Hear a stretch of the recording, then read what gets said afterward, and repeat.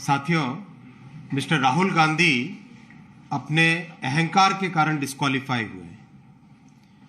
उन्होंने ओबीसी समाज का जो अपमान किया, उस अपमान को अगर एक कोर्ट ने कॉग्निजेंस लेके एक फैसला किया तो आज मिस्टर राहुल गांधी कहते हैं कि वो कोर्ट ही गलत है। मिस्टर राहुल गांधी का ये विचार है कि इस देश पे राज करना उनका अधिकार है, उनका जन्म सिद्ध अधिकार है, ऐसा उनका सोचना है। वो एंटाइटलमेंट की राजनीति करते हैं। उनको लगता है कि एक परिवार में पैदा हो गए तो देश पे राज करना उनका जन्म सिद्ध अधिकार बन जाता है।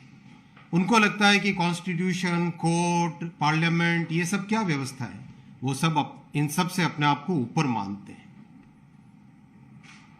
इस ऊपर मानने के कारण अपने आप को मिस्टर राहुल गांधी सोचते हैं कि वो कॉन्स्टिट्यूशन से भी ऊपर है।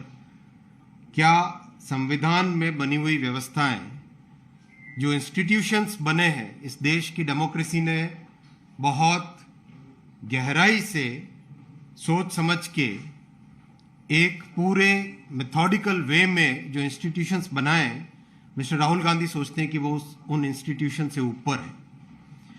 वो सोचते हैं कि कोई भी कोर्ट उनके अगेंस्ट कोई जजमेंट कैसे दे दिया। उनको लगता है कि कॉन्स्टिट्यूशन में अगर सेक्शन आर्टिकल 102 में डिस्क्वालिफिकेशन का प्रावधान है, उनके ऊपर लागू नहीं होना चाहिए। उनको लगता है कि रिप्रेजेंटेशन ऑफ पीपल्स एक्ट के सेक्शन 8(3) में कोई प्रावधान है, उनके ऊपर लागू नहीं होना चाहिए।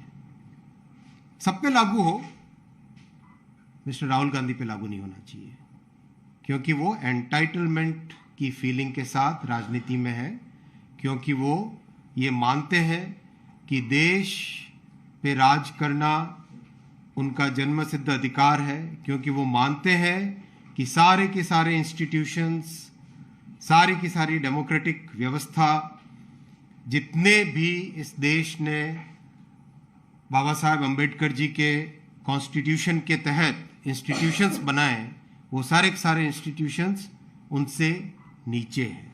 उनका ये मानना है। साथियों, देश में बहुत ही विकट परिस्थिति बनी है।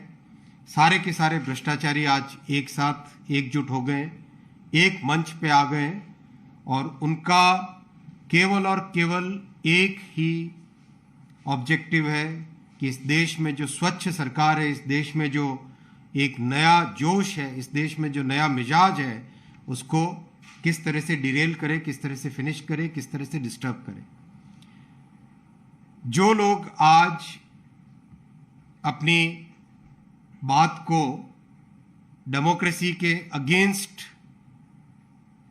प्रूव करना चाहते हैं, जो लोग आज करप्शन के आरोप लगा रहे हैं, उनको याद करना चाहिए किस तरह से यूपीए की सरकार में करप्शन का, भ्रष्टाचार का, इंस्टीट्यूशंस को कमजोर करने का बड़ा षड्यंत्र रचा गया था, इस देश को लूटा गया था।